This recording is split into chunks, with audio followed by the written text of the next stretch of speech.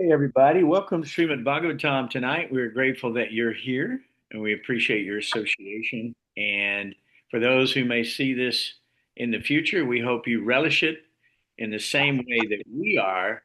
Very, very wonderful adventure of Krishna's story in the Srimad Bhagavatam, the 10th canto. Summum Bonum is what it's called because it is the summum bonum. It is the ultimate goal of all knowledge, of all seeking after knowledge. Raja Vidya Rajaguyam Pavidram Idam Uttamam Pradyakshavgamam Dharmyam Sasukam Kartamavyayam means that this is the most secret of all secret, the most confidential knowledge. It is the king of all education, and it's the perfection of religion because it gives direct perception of the soul by realization.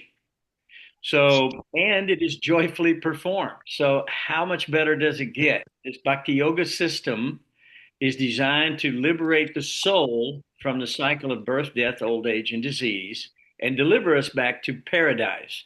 Paradise is the eternal world. It's called Satchidananda Vigraha, which means that it is a place of eternality, a place of complete knowledge and understanding, and a place of ecstasy, bliss, not just joy, not just happiness, not mundane pleasure.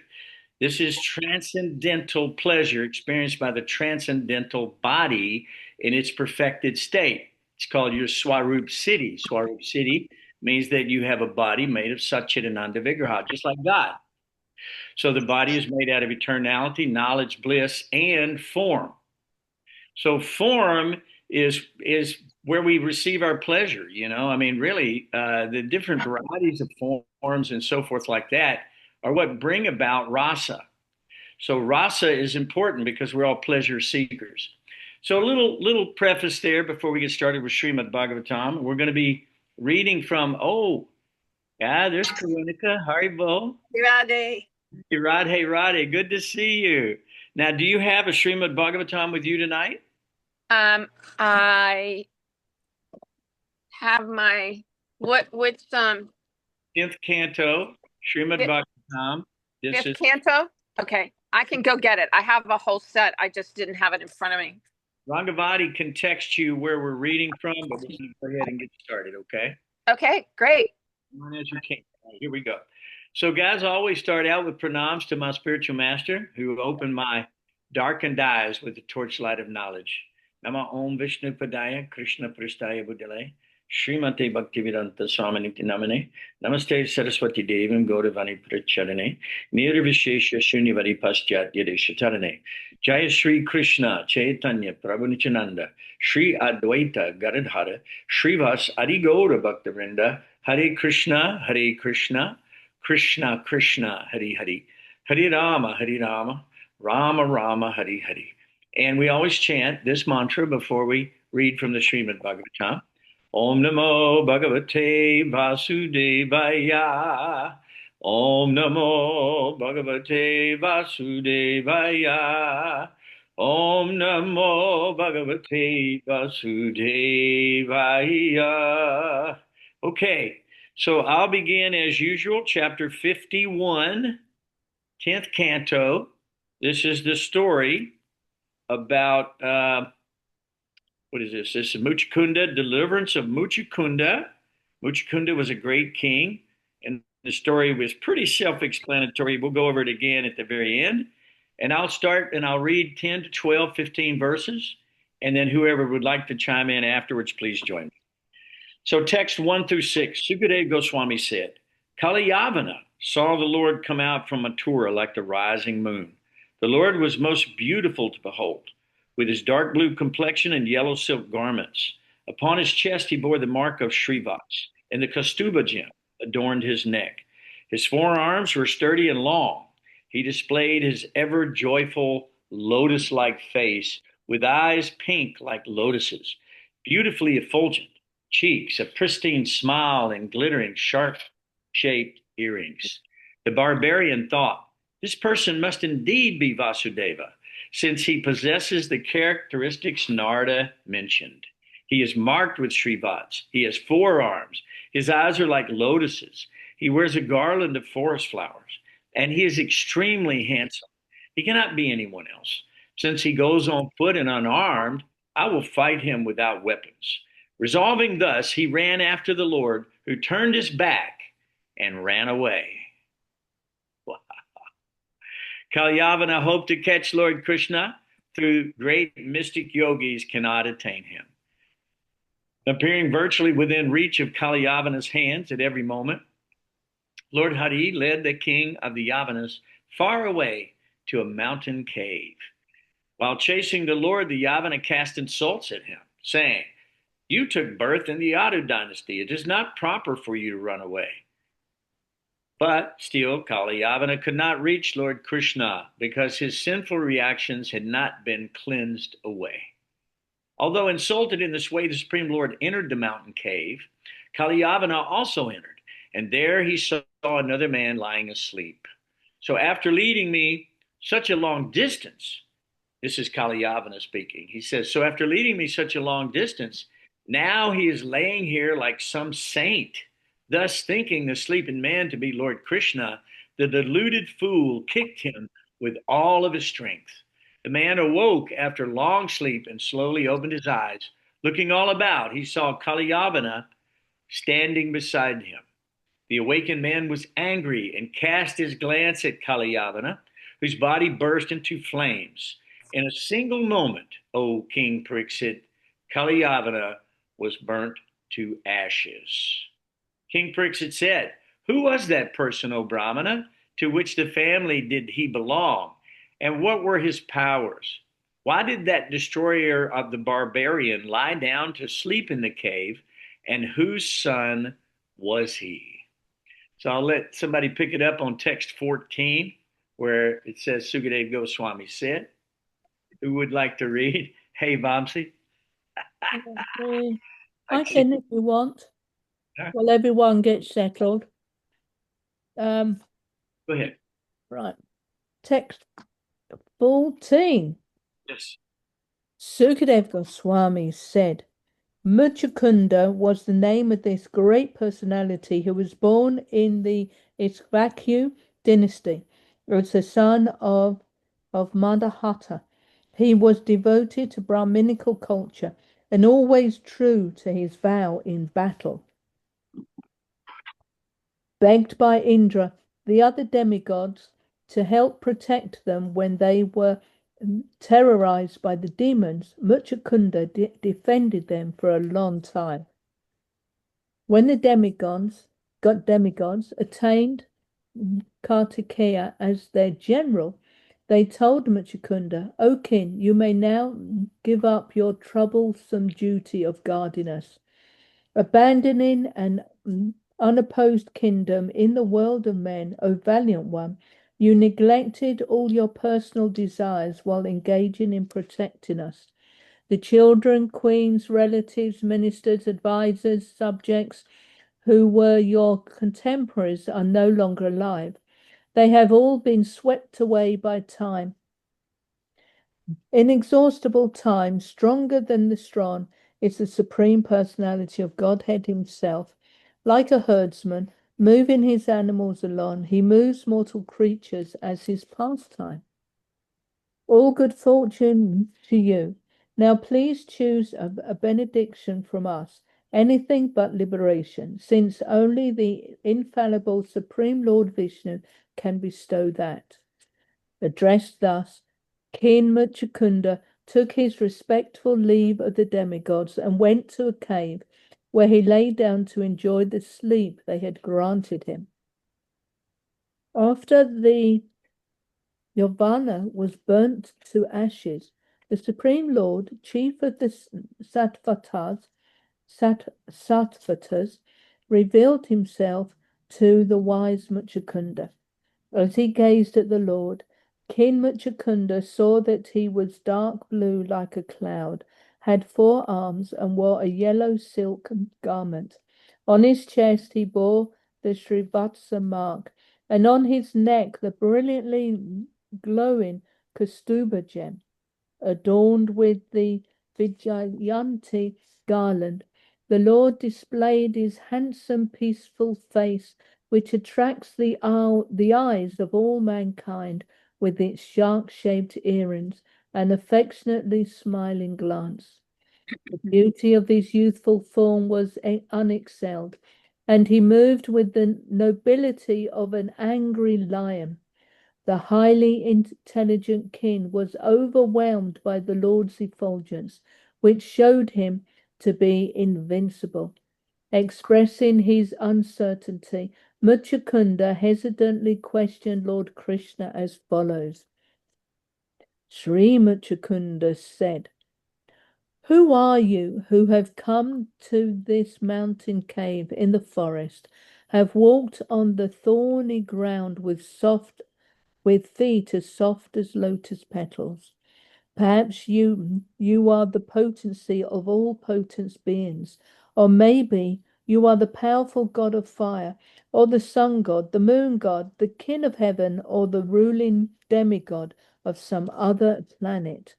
I think you are the supreme personality among the three chief gods, since you drive away the darkness of this cave as a lamp dispels darkness with its light.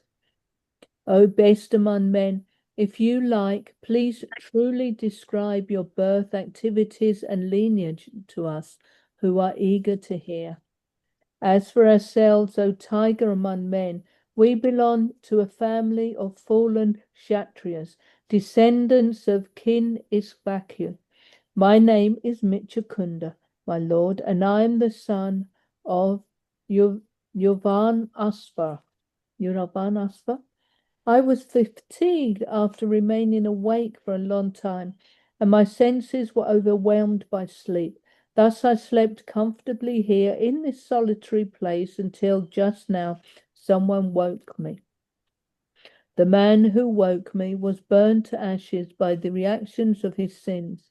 Just when I saw you possessing a glorious appearance and the power to chastise your enemies.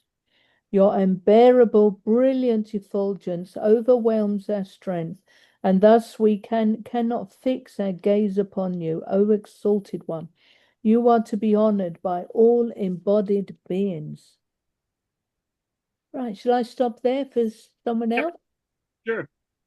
Who would like to read? It's text 35. What chapter? This is the 51st chapter of the 10th canto of Srimad Bhagavatam. 10th canto. Okay. 10th canto. Let's let Vamsi read, and then you can read after that, okay? Vamsi, go ahead and read us about 15, and then if you want to, Karunika, once you've got that pulled up, you can read next. Okay, Vamsi. Thank you so much. Hare Krishna, Dandavat Pranam. Text 35. Sukadeva Goswami continued, thus addressed by the king, the Supreme Personality of Godhead, origin of all creation, smiled and then replied to him in a voice as deep as the rumbling of clouds. The Supreme Lord said, my dear friend, I have taken thousands of births, lived thousands of lives, and accepted thousands of names. In fact, my births, activities, and names are unlimited, are limitless, and thus even I cannot count them. After many lifetimes, someone might count the dust particles on the earth, but no one can ever finish counting my qualities, activities, names, and births. O King, the greatest sages enumerates my births and activities which take place throughout the three phases of time, but never do they reach the end of them. Nonetheless, O friend, I will tell you about my current birth, name, and activities. Kindly hear. Some time ago, Lord Brahma requested me to protect religious principles and destroy the demons who were burdening the earth. Thus, I descended in the Yadu dynasty in the home of Anankadundubi. Indeed, because I am the son of Vasudeva, people call me Vasudeva.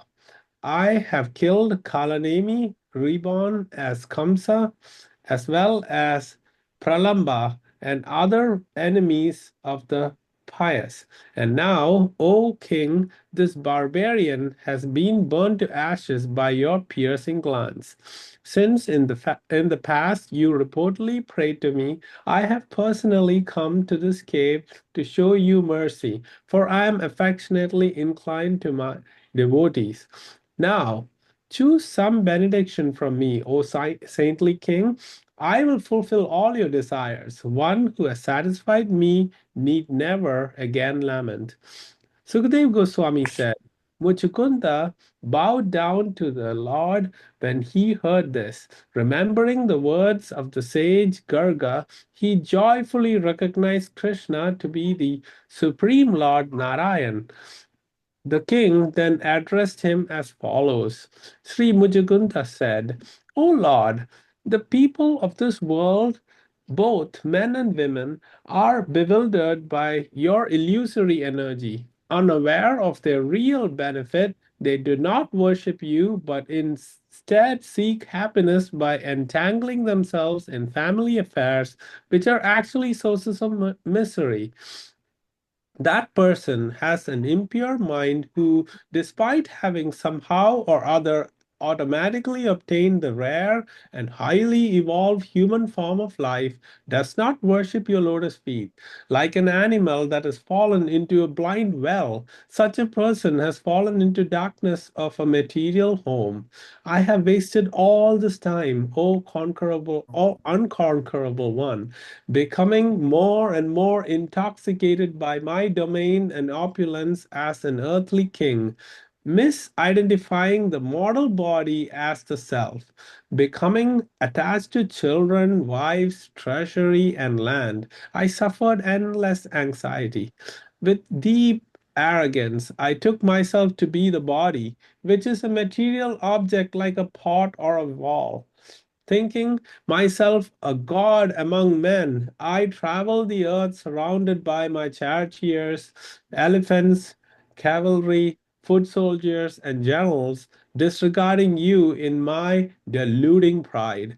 A man obsessed with thoughts of what he thinks needs to be done, intensely greedy and delighting in sense enjoyment, is suddenly confronted by you who are ever alert. Like a hungry snake licking its fangs before a mouse, you appear before him as death. The body that at first rides high on fierce elephants or chariots adorned with gold and is known by the name King is later, by your invincible power of time, called feces, worms, or ashes. Hare Krishna. Wow. That's intense. Okay, what verse is that? What was the verse you ended on? Finished at 50, Prabhu. Okay, so hey, Karunka, are Um, you? I have a book version, but you all are reading a different something than what I have available there to are me. different translations or edited versions of the same. Yeah. So do you have I have Prabhupada's version? Prabhupada's version, yes. Yeah, that's fine. You can read from that, even if it's a little different. It won't matter. Well, it's just the purports and the translations. I'll read the It's purport. not the Just Only to the translations.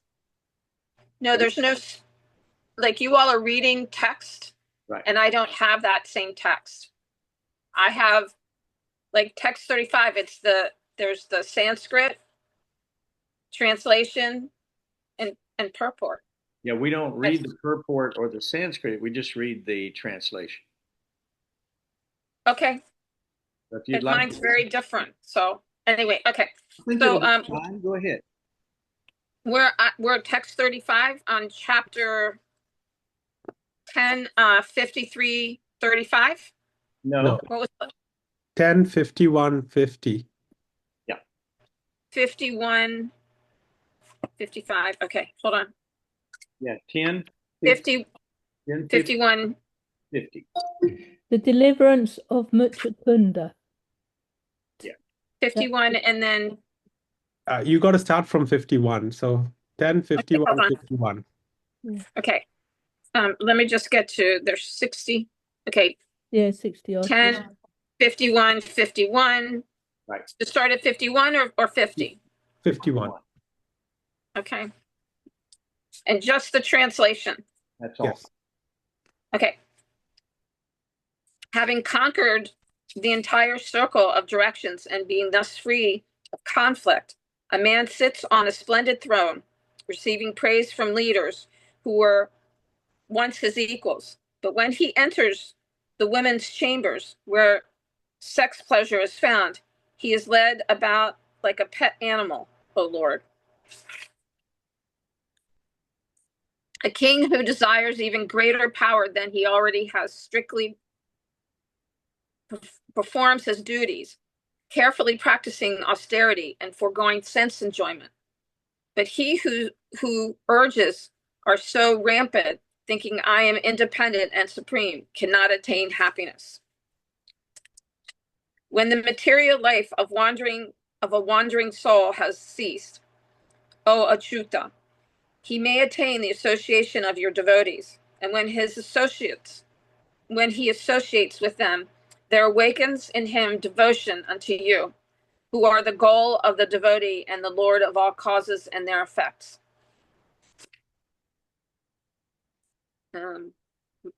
My Lord, I think you have shown me mercy, since my attachment to my kingdom has spontaneously ceased. Such freedom is prayed by your saintly rulers of vast empires, who desired to enter the forest for a life of solitude. Am I in the right place? Yep. Okay. O all-powerful one, I desire no boon other than service to your lotus feet, the boon most eagerly sought by those free of material desire. O Hari, what enlightened person who worships you, the giver of liberation, would choose a boon that causes his own bondage. Therefore, O Lord, having put aside all objects of material desire, which are bound to the modes of passion, ignorance, and goodness, I am approaching you, the Supreme Personality of Godhead, for shelter. You are not covered by mundane designations. Rather, you are the supreme absolute truth, full in pure knowledge and transcendental to the material modes. For so long, I have been pained by troubles in this world and have been burning with lamentation. My 6 enemies are never satiated, and I can find no peace. Therefore, O giver of shelter, O supreme soul, please protect me. O Lord, in the midst of danger, I have by good fortune approached your lotus feet, which are the truth, and which thus make one fearless and free of sorrow. I understand that I entice you with benedictions just to prove that you would not be deceived. The intelligence of my unalloyed devotees is never diverted by material blessings. The minds of non-devotees who engage in such practices as pranayama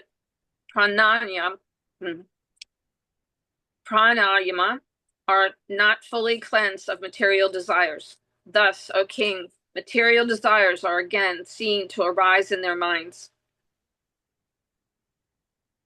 Wander this earth at will, with your mind fixed on me. May you always possess such unfailing devotion for me. Because you followed the principles of Kshatriya, you killed living beings while hunting and performing other duties. You must vanquish the sins thus incurred by carefully executing penances while remaining surrendered to me.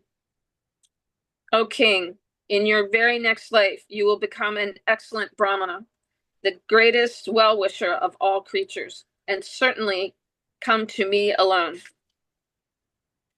That's the end of the chapter. Beautiful. Thank you so very much. Well, that was wonderful reading. Thank you. Appreciate that, Karunika. We're really glad to have you with us. So, always glad to hear a new voice reading the Srimad Bhagavatam. Feels so nice. So, I'm sorry. With my guru, we always did the Sanskrit. and then the translation. Of course. I mean, then whatever. Anyway, it was just different. Well, the reason it's different is we're discussing simply the avatars of the Lord, and we're doing a series of the avatars.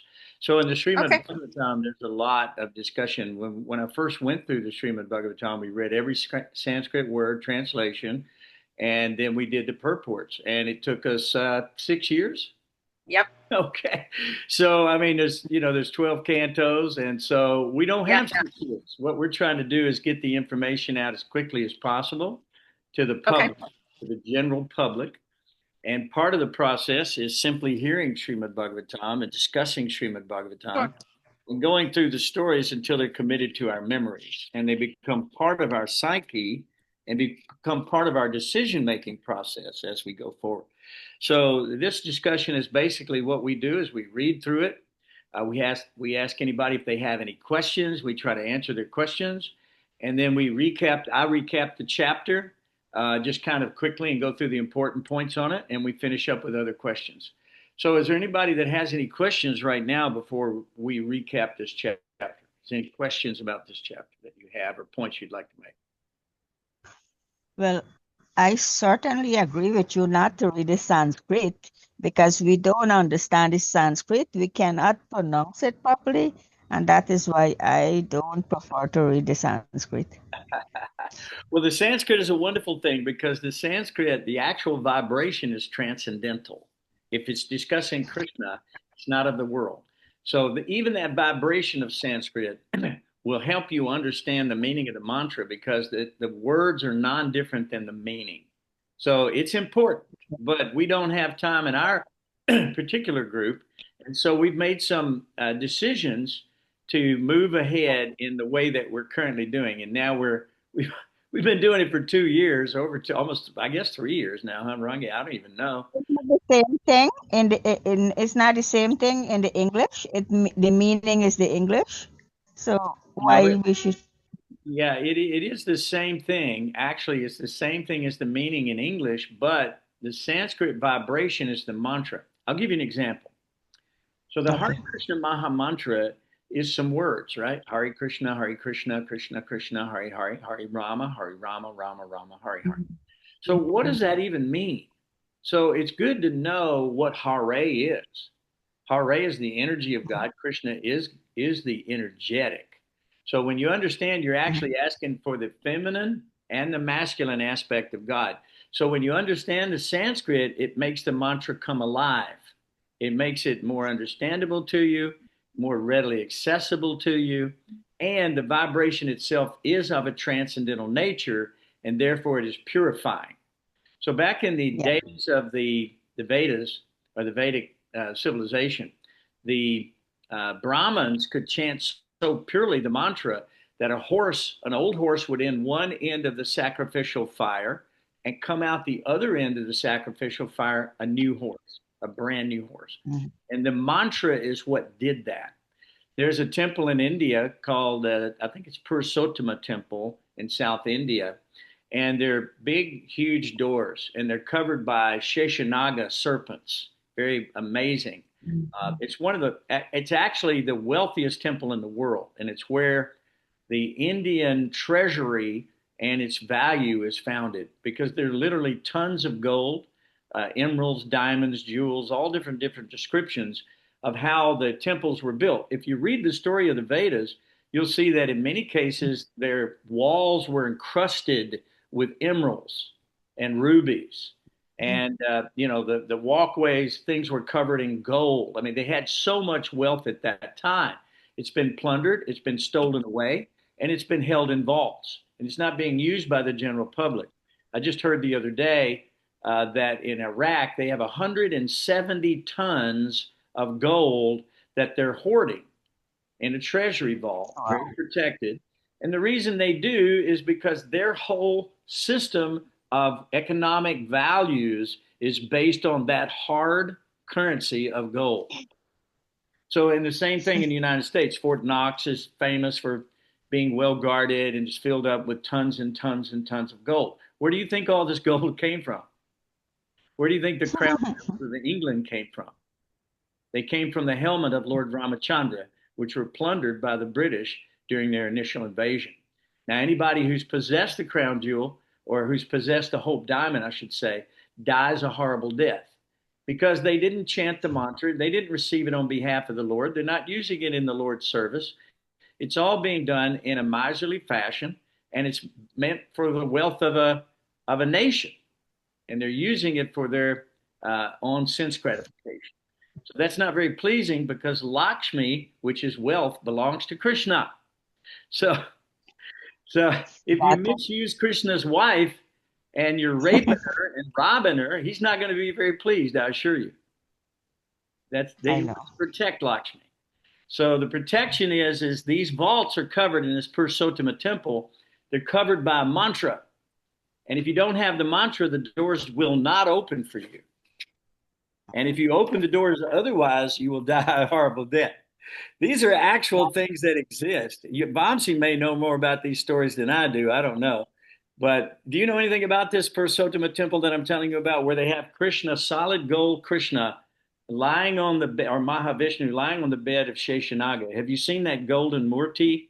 Have you seen that?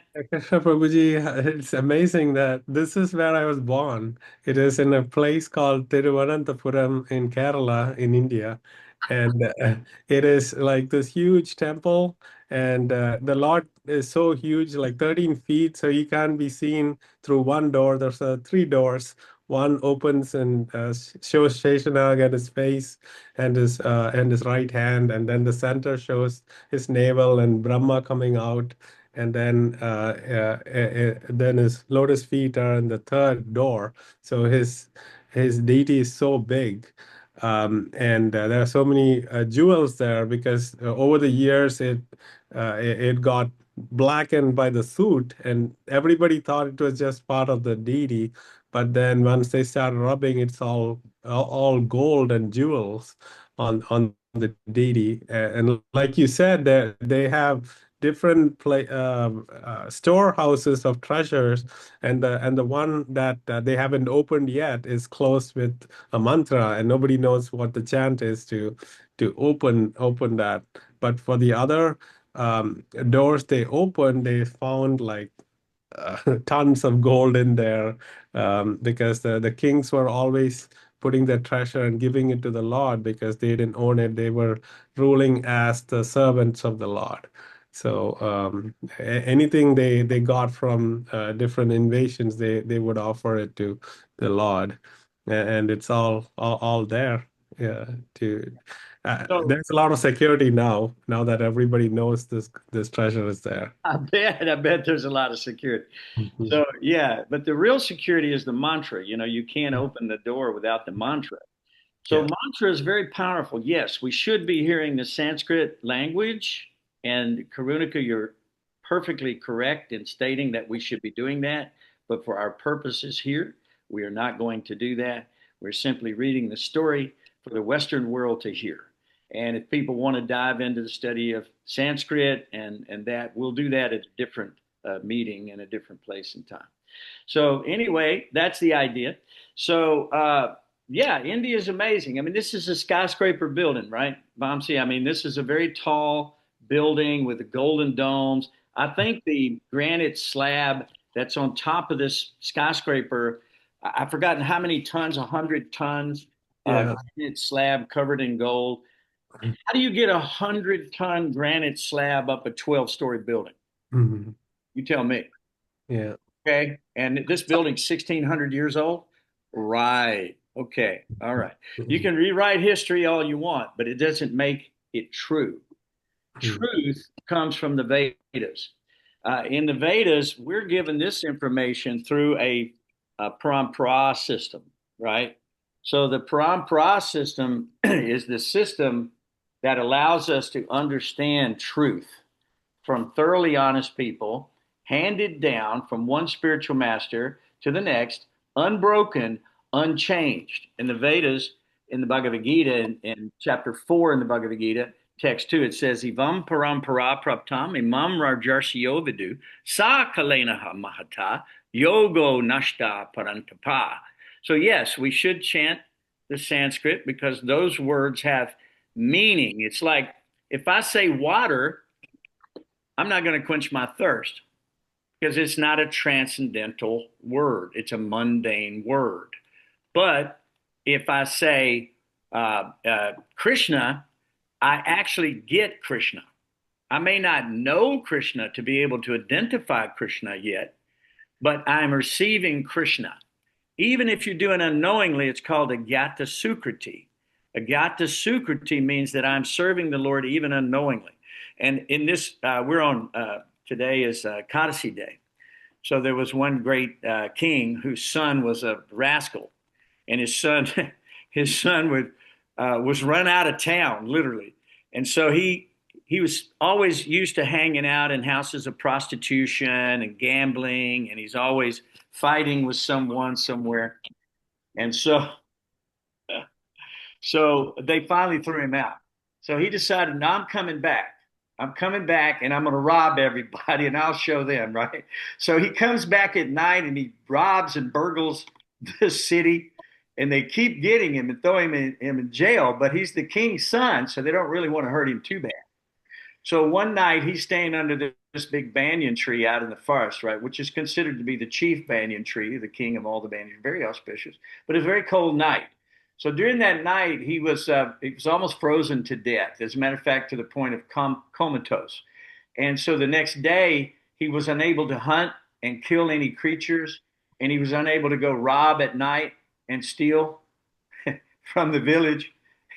And so he fasted all night and stayed awake all night, miserable in this cold. And because he did that, he was reestablished literally immediately in his original position and took back his rightful place as the son of the king and inherited the kingdom and lived perfectly well under the Vedic axiom and truth, and then passed it on to his son. So if you don't think that the Sanskrit or that these pujas or these samskaras or these sacrifices or these austerities or these tapashas, if you don't think they're potent, you are wrong.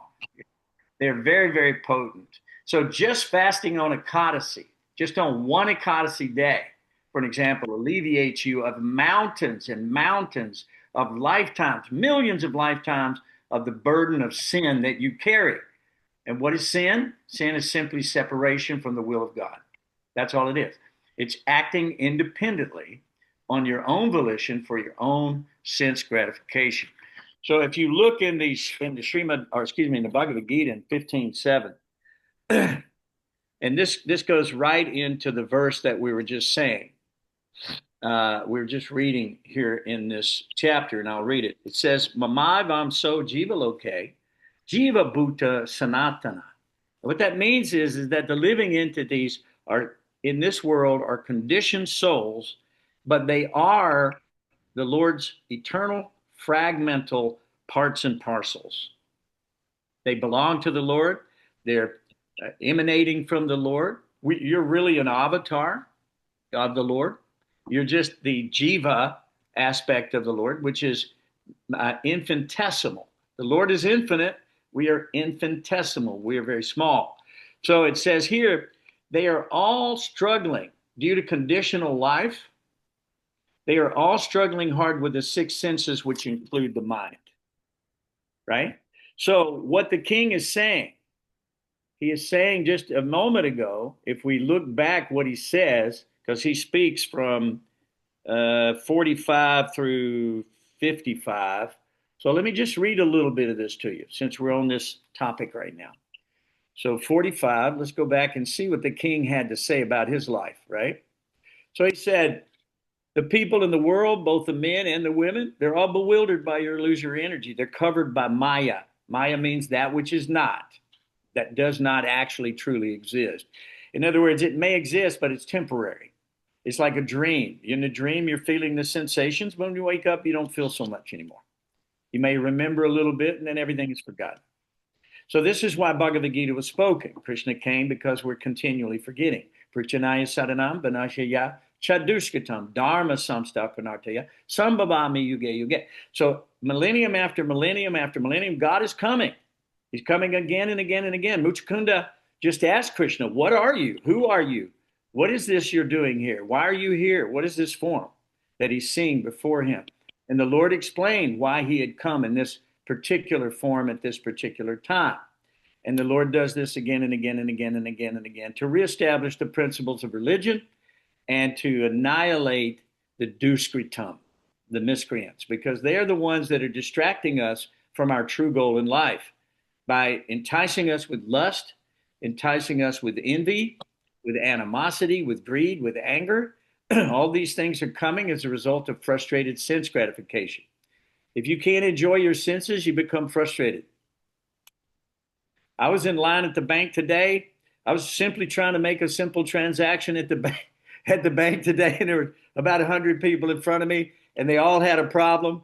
And I was standing there and standing there and standing there. And after a while, I wanted to make a simple transaction, but it didn't matter how much time I wasted or sat there or whatever. It seemed like it was never going to happen.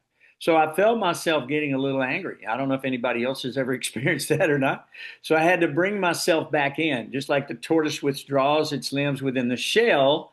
I had to decide, hey, this is beyond my ability to fix. I should accept this as Krishna's will and go on and remain Krishna conscious. So instead I read this chapter while I was waiting in line. So you see what I mean? You can take something bad and you can make something good out of it if you do it in the right mentality. They say in the sales business that I was in marketing, I taught sales for many years. We always taught that your attitude determines your altitude.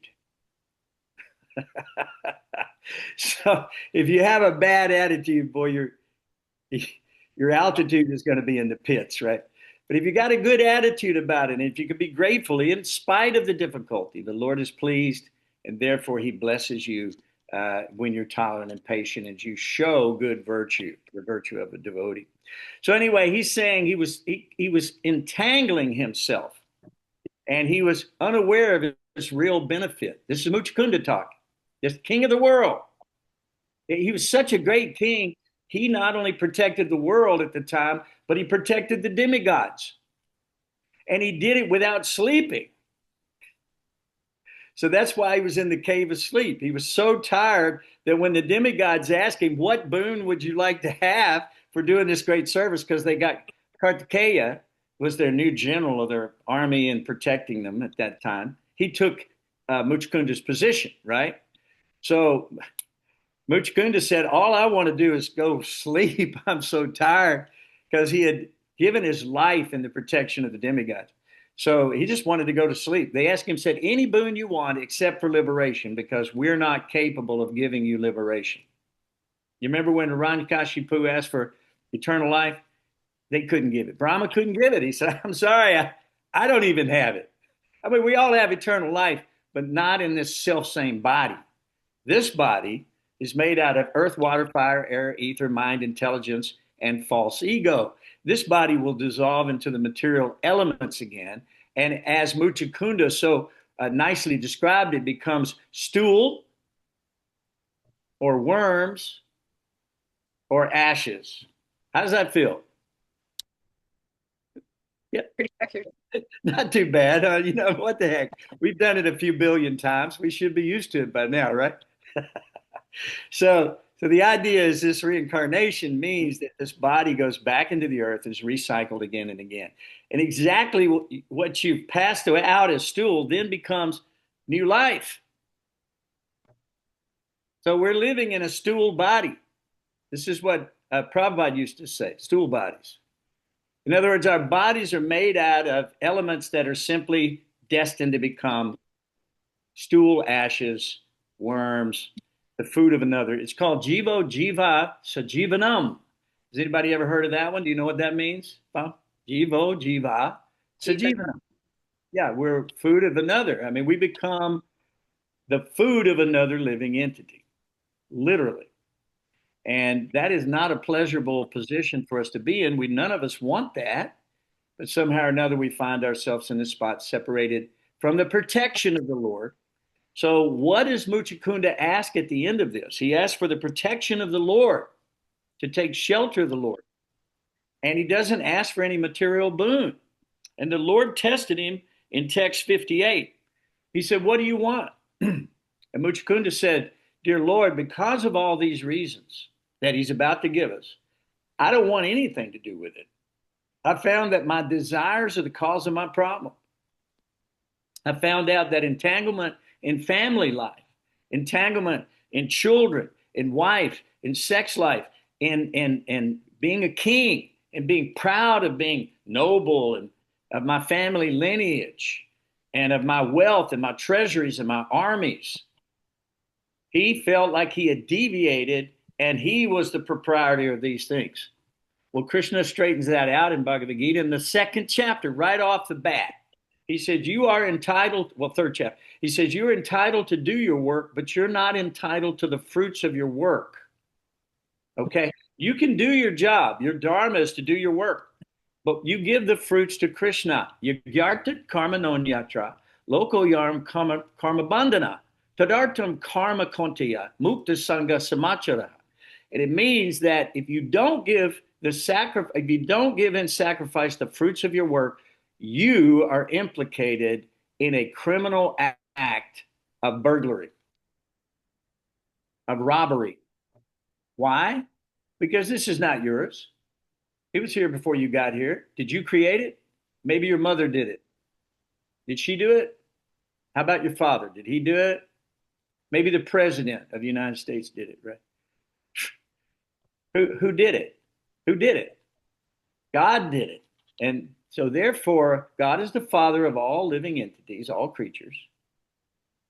And by the way, Mucukunda in his next life becomes a Brahmin and perfects his life because Brahmanas are kind living entities to all living creatures. Prabhupada said we wouldn't even hurt an ant. One day Prabhupada was in his room and he called his servant in. His servant's looking at him and Prabhupada's looking at the floor and the servant's going like, what is it, Prabhupada? What are you saying? He says, he's pointing over and there's a little bug. And he goes, maybe he's hungry. Maybe he would like to be placed outside with some nice food. Could you take him outside so he can get some nourishment? So this is the attitude of a Brahmin. They're kind, loving, giving to all living entities. They see them all in equal vision. They see the dog or the dog eater, the Brahmin or whoever. They see everything, gold, stool. To them, it doesn't matter. So for Mucukunda, he had this equal vision at the end and gave up his own sources of misery, he calls it, because family affairs, a person who has pure mind, they're like an animal that has fallen into a blind well, he says. Such a person has fallen into the darkness of a material home. In other words, his home is in this world. And in this world, everyone is trying to break in and steal and kill and murder and rob and rape, right? I mean, envy is alive, right? We see it everywhere we look. People are dividing up stolen booty. These nations are all dividing it up, going, this is mine, that is yours, don't step over the line, I'll have to bomb you, kill your children. Is it their land, really? No. I don't think so.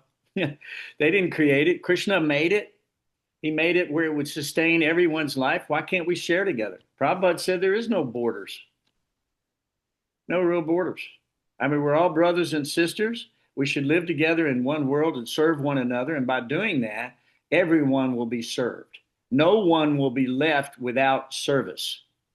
But in a capitalistic society, everyone is thinking, I want more, more, more, more, more. And they're thinking that by having more, they'll be happy. Well, I can tell you personally, in my own personal life and experience, I had more. And all it was an albatross that was around my neck, dragging me down and drowning me in a world of sorrow. Because what happens is that we are affected by the things we're attached to. Whatever we're attached to, we're affected by it. It controls us. So if you want to be controlled by the five senses, six senses, which include the mind, if you want to do that, your life will be miserable. because you cannot satisfy all these unlimited mundane material desires based on envy, lust, and greed. You cannot satisfy that. It's not possible. It's a burning fire. The more you try to satisfy it, the higher the fire gets until it burns up everything. And everything is ruined in that situation. However, if you take the same proclivities, the same desires, and you simply add Krishna, then everything becomes transcendental. Krishna said, Manmana Baba Bhakto Madhyaji Nam Namaskuru. Think of me, always be my devotee. Pray to me. Bow down before the Lord. Why not? He's given you the breath you breathe, the food you eat, the body you're living in, the eyes you're looking at, the intelligence for which you can understand these things. Krishna is every bit of those things. But what is it that you have that's separated from Krishna? What is it? Is there anything that you can tell me today that you own that didn't come from Krishna? One thing. Can anybody say? No. Because everything comes from Krishna, including the one thing you have control over. Does anybody know the one thing you have control over? Tell me what you think it is. One thing. The choice. Choice. You have free will. Because without free will, you're an automaton. In other words, you're just a robot. Krishna doesn't want a robot. If he forces you to do everything, that's not voluntary love. Love means selfless surrender, and it's an intentional act of choice. Thank you, Momsy. So it's an intentional act of choice. And so that choice we make every day, right? So here the king is making a choice. The king says, I have wasted all this time.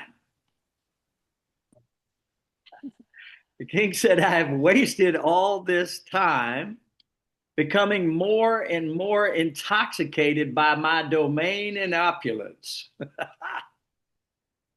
He was misidentifying, he says, as a mortal body. He thought that was his self. He didn't realize he had a higher self, a soul beyond that, right? Dehinosmin yata dehe kamarang javarang jara tata dehantara partir diras tatra namuyati. Diras means a sober man can understand what he's talking about. Mucukunda was sober in the presence of the Lord, became sober and was able to speak truth.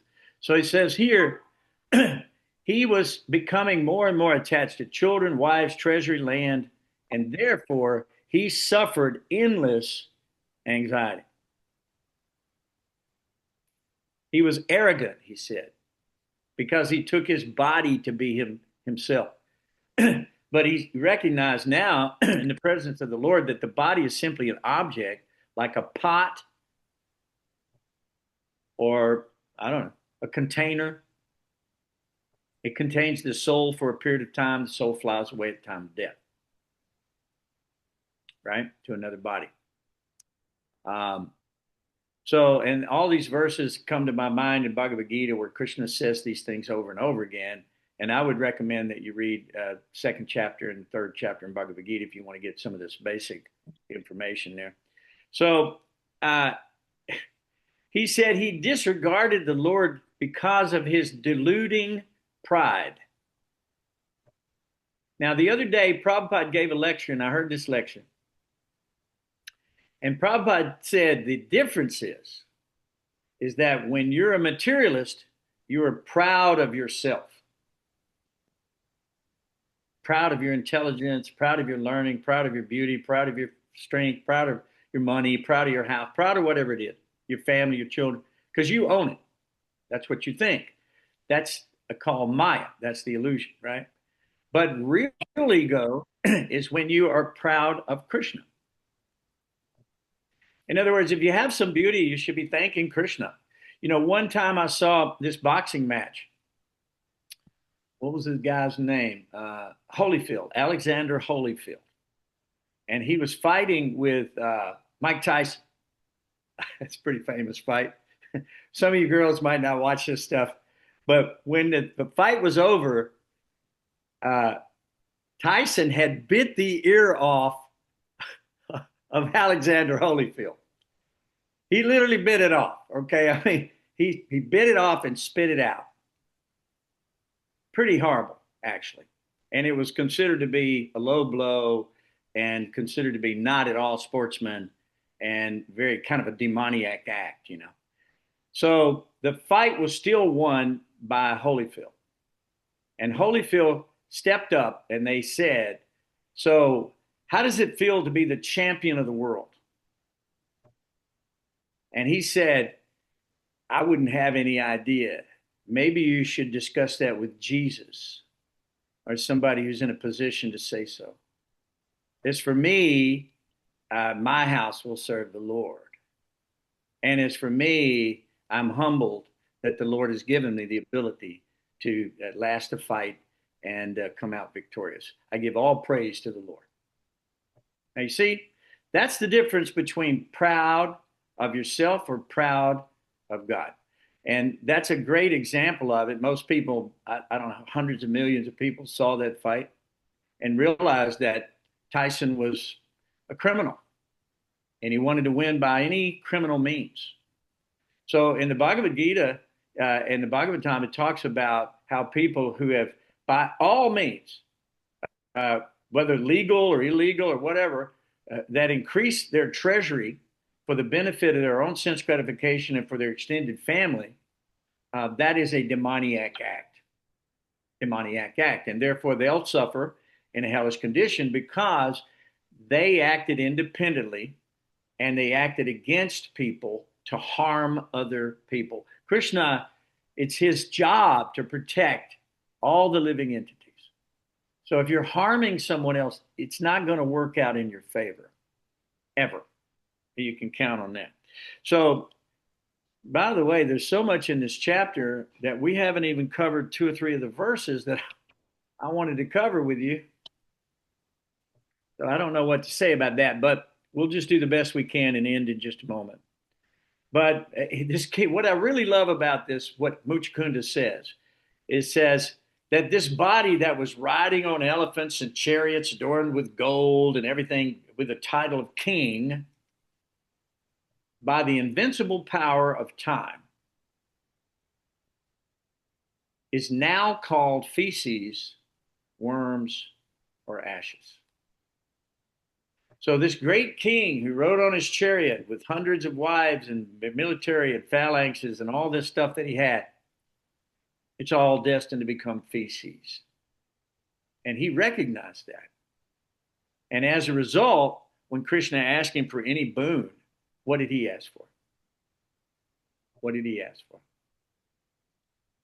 Anybody know? First of all, he said, that, why would I ask for a boon that's going to create bondage for me, right? So what did he ask for? What did he ask Krishna for, boon?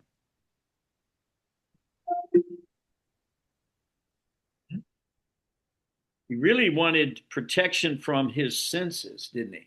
Because he said, I don't want any of these things. I'm approaching you for shelter, Lord. The 6 enemies, which include the mind, because of them, they're never being satiated. I can find no peace in the world. So protect me from my own self and my illusion, thinking that I am the Lord and master of all that I survey. So that you can read that one in from I think it's 50 through 61. Okay, so guys, I mean, there's so much more in this chapter, but we're already at 8 o'clock, so I don't know how much more you want. Are there any questions? I've got other things that we could talk about, but I think we've covered the main crux of the matter with Mucukunda, because Mucukunda is the hero of this story, isn't he? Of course, Krishna is the hero, actually. Because what happens is Krishna simply goes out of Dwarka. He's got everybody protected. His whole family members are protected. Here comes Kaliyavana. Kaliyavana is a big demon. So instead of fighting him, he runs away. Now, you remember when Mother Yasoda was trying to catch Krishna? Yes. And she couldn't get him, right? It was always, and then when she finally did get him, she had a rope, but it was too short. She couldn't tie him up because Krishna can only be bound when he wants to be. You can't bind Krishna without his permission. So finally, he saw that Mother Yasoda was sweating it out, and she was frustrated. So he goes, "Okay, you can bind me. It's okay." So with Kalyavana, instead of letting him bind him, what he did was he brought him to the cave where Mucukunda was sleeping after long years of resting after serving the demigods. And the Lord, he thought, Kalyavana thought that Mucukunda was Krishna acting like a Brahmana or something, laying on the floor like a saintly person. So he kicked him as hard as he could kick him, and he just made Mucukunda very angry. He woke up, and he's in a bad mood. You just kick him awake. And just by looking at him, the power of his service burned this great demon who was literally invincible. Burned him to ash, it said, in a moment. Wow. Burned to ash. So don't mess with the Brahmins, y'all. Don't mess with the Brahmins, man. They're liable to gaze at you in a way that you might turn to ash. You never know. No, I think the Brahmins are all very kind, but they just caught Mucukunda off guard, I think. So there's so much more to this I want to talk about. Do you have any questions, Vamsi? I see your hand up. Yes. Prabhuji, I'm looking at text 44, where Sukadeva Goswami said, Mucukunda bowed down to the Lord when he heard this, remembering the words of the sage Garga. Now, if he was sleeping, how does he remember the words of Garga Muni? Because Garga Muni is the one who actually named Krishna and Balram, which was a few years back at this point. But Mucukunda has been sleeping for eons, like many thousands of years. So I don't know how Mucukunda knows about Garga. Well, I'm not sure that your timeline is correct. We don't have reference to those timelines here, but we do know that Krishna was very famous during. And by the way, these pastimes are eternal. They go on millennium after millennium in every universe. It's not just that it happened one time. I remember in Bhagavad Gita, he was telling Arjuna that he had spoken this science to the sun god Vivaswan. And Arjuna said the same thing you just said, Vamsi. He said, how is this possible? Vivaswan is senior to you by birth, right? So Krishna says, many, many births, both you and I have passed. I can remember them all, but you cannot. So in the same way, this transcendental pastime is, if you read in the very beginning of the Srimad Bhagavatam, it says that these stories are not chronologically necessarily in order like that. And we have to understand that sometimes that may or may not be the case. But we don't have the timelines of when Mucukunda was resting and when Krishna was a boy, because if he knew Garga, it's possible that all that could have happened. Now, one statement by Krishna that should help you out with this too is, where's the one where Krishna says, or here it is. I think it's 35. Let's see what he says here. So he says, the Supreme Lord said, my dear friend, I have taken thousands of births, lived thousands of lives, and accepted thousands of names. In fact, my births, activities, and names are limitless, and thus I cannot even count them. It might be possible that you could count every particle of dust on the earth or in the universe, but no one can ever finish counting his qualities, his activities, his births, or his names. So Krishna says in Bhagavad Gita, time I am, the destroyer of all the worlds, and I have come to engage all people. So this is his pastime. Why? Because we've left the eternal spiritual world. We're coming to a temporary material world. We're eternal souls in a temporary body, and we're not very happy about it. Not very happy about it. And if you think you're happy about it, well, I'm doing pretty good. Let somebody hold a gun to your head and threaten your life, or threaten to take your family that you're so attached to, or the money that you have in your account, or whatever that might be. If somebody tries to take that, you'll realize that you are attached to the material world. and that you are not fearless, and that you are not secure, and therefore you cannot be peaceful. Mucukunda said, I cannot be peaceful. I'm driven, tormented, crazy by the senses and unlimited desires that are causing me this distress, these attachments that I have, right? Now, Zen Buddhism, they believe that there's nothing after, but they think you should still live a good life because this is all you got. Okay, that's fine. So that's if it makes you live a good life, then that's good because in the eternal life after, you'll benefit. At least you'll be elevated. But the fact of the matter is, there is life continuously, and you live forever. You never die, right? We know that. What is that? Oh, I can't remember the verse right now, but there's a wonderful verse in the very beginning where Krishna explains all that in the Bhagavad Gita. But the point I'm making, though, is that uh, you have karma coming in this material world, or you have no karma coming in the material world. The way to make it no karma is to engage in devotional service. So the Lord is pretty clear about that. I don't know, Vamsi, if that helped you or not, but yeah, I think that's the best references we could make to the question you had. Is there any other questions?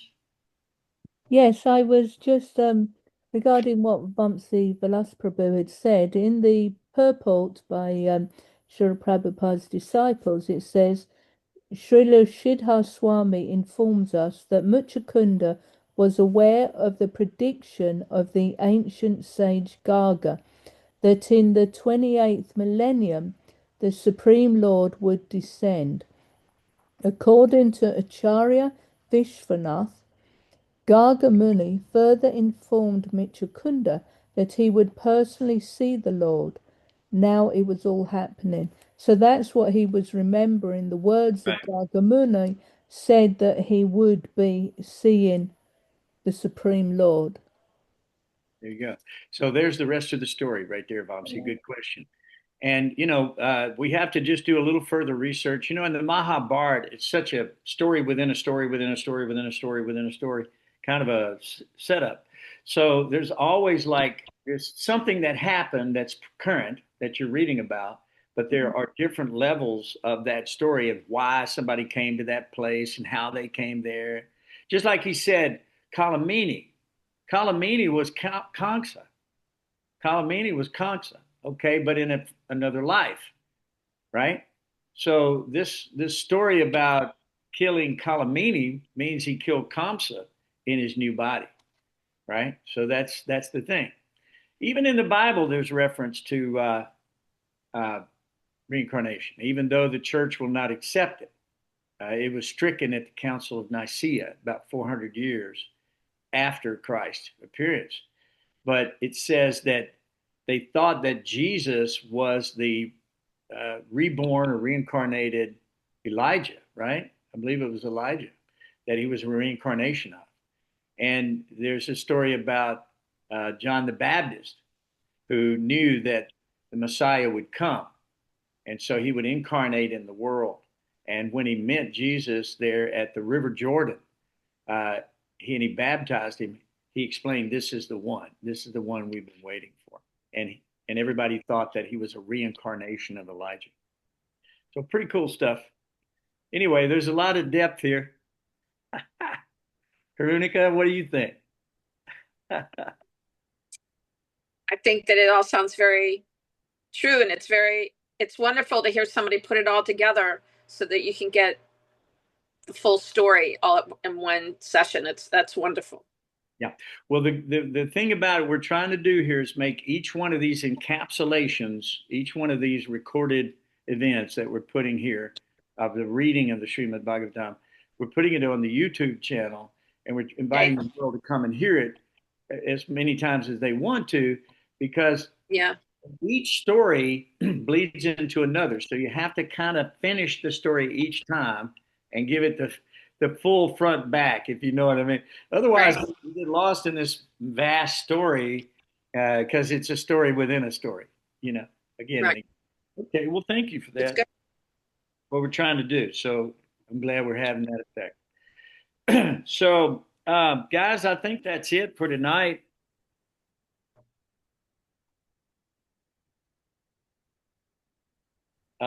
math. All right. And I got some words I'd like you to repeat after me if it's okay with you. Okay. Hare Krishna. Hare Krishna. Hare Krishna. Hare Krishna. Hare Krishna. Krishna Krishna. Krishna Krishna. Hare Hare. Hare Hare. Hare Rama. Hare Rama. Hare Rama. Hare Rama. Hare Rama. Rama Ram. Rama Rama. Hare Hare. Hare Hare. Please accept my respects, everyone. Thank you for being so kind to join this class tonight. And for you that are reading, we're grateful for you that read. And be sure to come back. We're going to take a little break at some point here in the holiday. And when we come back, our goal would be to invite all of our friends to come. And then we're going to do this live stream on the YouTube, on the Facebook. Wonderful. Yeah. And then that way, hopefully, we can have more and more people. We've kind of been doing this a little bit amongst the devotees, but I think we need to open this up to a larger crowd as long as we have control of it. Because sometimes you get a big crowd, it's hard to control, Sri Krishna. Yeah. So, okay.